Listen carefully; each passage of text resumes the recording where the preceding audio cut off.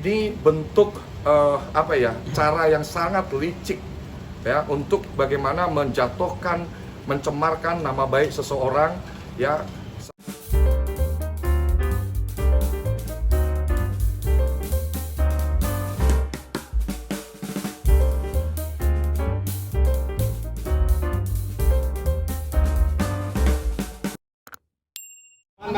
Owner dah. Ayo. Bang, gimana bang? Oke, bang, agendanya hari ini gimana agenda bang? hari ini di atas bang. Ya seperti yang dijelaskan tadi kami sudah dapat undangan ya, klarifikasi. Tadi kita sudah menjawab kurang lebih 22 pertanyaan, kurang lebih selama hampir 3 jam ya. Yang tentunya tadi kami sudah memberikan bukti-bukti, baik untuk mematahkan apa yang didalilkan oleh terlapor yang diduga mencemarkan nama baik klien kami, Hendrik Kurniadi, seperti itu. Tadi kita diperiksa ya, kita pasal yang kita sangkakan adalah pasal 27 ayat 3 Undang-Undang ITE, Undang-Undang 19 tahun 2016, perubahan atas Undang-Undang 11 tahun 2008, seperti itu. Bukti apa bang di rumah tadi? Tadi kita memberikan screen recorder juga mengenai apa yang dia posting, mengenai tentang mobil. Ada 4 mobil yang katanya cuman atas namanya cuman 1. Padahal kita tadi sudah memberikan bukti-bukti ya, dari bukti STNK dan semua terlampir, dan dari ada juga press release yang dia tampilkan di sosial media beliau, seperti itu. Bang John, kerugiannya apa sih? Ya, selamat malam teman-teman. Yang pasti gini loh, masyarakat tuh pasti juga bisa menilai ya masalah ini. Dari awal dia muncul yang bilangnya mewakili kliennya, menuduh saya menipu 1,8 miliar. Saya mohon maaf nih, saya harus ngomong secara agak, mungkin beberapa orang yang dengar ini jadi kesannya saya sombong atau apa. Tapi ini statement saya ini saya khusus tujukan untuk pengacara berinisial AE ini. 1,8 miliar tuh duit receh buat saya, tegas saya bilang. Jadi kalau kamu jadi nggak fokus gitu loh. Awal nuduh saya nipu 1,8 miliar, terus bergeser bahas-bahas soal mobil, ya. Terus teman-teman bisa lihat di konten-konten yang dia bagikan, masuk ke podcast ini, jadi setiap kali dia posting itu saya melihatnya benar-benar ini orang ini niatnya ya, diduga niatnya ini benar-benar kayak ya murni mau pansos, terus diduga mau mencemarkan nama baik saya, diduga mau menghancurkan bisnis saya, gitu loh. Perlu diketahui teman-teman ya, saya sebagai warga negara, saya mengikuti proses hukum gitu. Di Polda kalau dia bilang laporan saya 0 besar, terus berjalan kok laporannya kok, ya. Bahkan dia juga sudah dipanggil kok. Kalau 0 besar mana mungkin dia dipanggil. Ya, hari ini pun juga laporan saya yang di Polres ini terkait mobil, dibilang yang waktu acara Sobat Miskin ada mobil saya ada 4 di Sobat Miskin. Yang pertama Pajero, Alphard, Mercy S-Class, BMW Z4. Dia bilang mobil atas nama saya cuma ada 1. Tegas itu Bang. Ya, kami sudah melampirkan bukti-bukti secara otentik semuanya. Ya, saya udah sampaikan. Kalau ditanya secara kerugian, banyak teman-teman. Ya, secara imaterial, secara material, bahkan beberapa kontrak ya, transaksi ada yang sampai batal gara-gara tindakan dia ini. Dan jujur secara imaterial ini gini loh, saya ini John LBF atau Hendrik Kurniadi ya, masuk di media sosial ini saya pun juga nggak tahu gitu. Ini rencana Allah di hidup saya gitu. Iseng-iseng buat konten, setahun saya bikin 5,4 juta pengikut, 724.000 pengikut di Instagram. Artinya banyak orang yang melihat proses perjalanan hidup saya ini termotivasi gitu loh. Saya mau hadir untuk memberikan motivasi untuk generasi muda. Habis 2 tahun lebih dihantam pandemi, terus tiba-tiba ada sosok John LBF ini muncul gitu loh. Ya, memberi bukti bahwa sukses itu hak semua orang. Jelas bisnis saya, kantor saya jelas. Saya setiap hari ke kantor di gedung 18 Office Park lantai 6721 Kami ada beberapa cabang juga, Kelapa Gading ada, di Kebun Jeruk ada, Sunter ada. Saya baru beli ruko di Alam Sutra, Tangerang, gitu loh. Muka saya setiap hari muncul di media, ya. Jadi dia kayak mau menjatuhkan nama baik saya kayak susah, terus semua dibahas-bahas semua. Nah, tapi dia lupa bahwa ini negara hukum. Ya, semua orang bebas mengeluarkan pendapat, tapi pendapat yang tidak ada tendensi mencemarkan nama baik, fitnah, itu kan nggak boleh. Kita kan semua equality before the law. Saya punya hak hukum juga, gitu loh. Yang pasti, kalau saya lihat beberapa kali dia diwawancara oleh media, di akhir-akhir video saya lihat, ya saya masih membuka lah jalur perdamaian. Demi Allah, demi Rasulullah, khusus oknum pengacara AE ini, mau sampai dunia ini kiamat tidak ada kata perdamaian buat saya. Saya itu gini loh, saya ini paham betul kalau kita udah bicara di media, menyampaikan statement di media, jejak digital itu ada. Tidak mungkin bisa dihapus, tidak mungkin bisa hilang. Jadi berhati-hatilah, bijaklah dalam menggunakan media sosial. Kenapa saya sampaikan statement tegas saya ini? Supaya ini akan jadi efek jerah untuk masyarakat luas ini, bahwa kebebasan berpendapat itu dilindungi juga, diperbolehkan juga, tapi tidak hakiki terus semena-mena mencemarkan nama baik seseorang, memfitnah. Dia nggak berpikir panjang bahwa John LBF ini tidak berlaku sendiri. Saya punya keluarga, saya punya anak, saya punya ratusan karyawan. Ya, alhamdulillah teman-teman boleh sidak ke kantor saya. Alhamdulillah karyawan saya itu secara mental, secara psikisnya terus mendukung saya.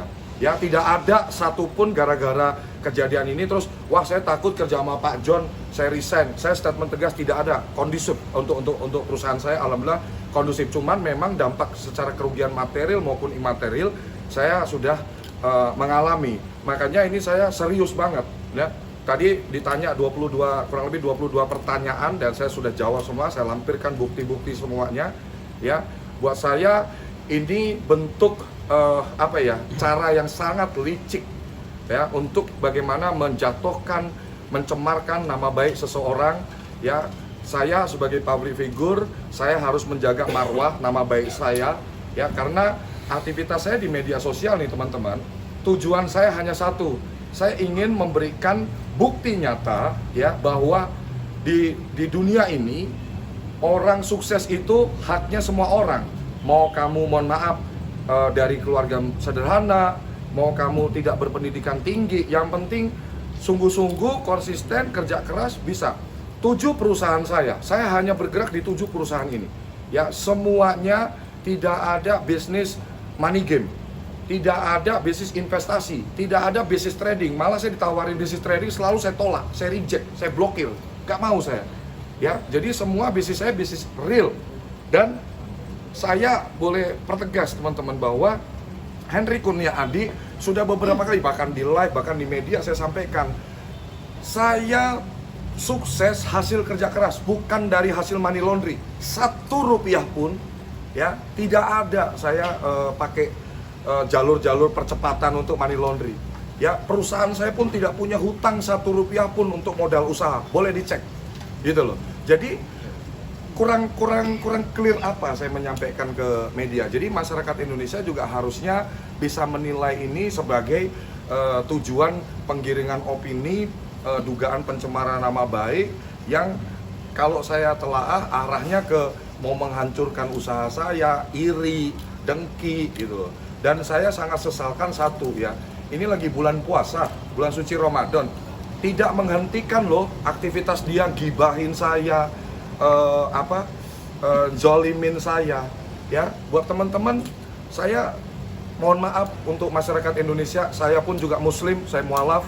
Jadi saya pun juga harus minta maaf ke masyarakat Indonesia, khususnya kaum muslim di seluruh Indonesia, kalau dengan adanya tindakan dari oknum tersebut ini juga mengganggu kekusyukan, ketenangan kita dalam menjalankan ibadah. Jadi menonton media jadi, oh beritanya kok kayak gini, beritanya kayak gini, suka nggak suka pasti ada yang terganggu, muncul kok di berita kok kayak gini, ini penipuan gini. Ini lagi bulan suci Ramadan, hormatilah gitu loh.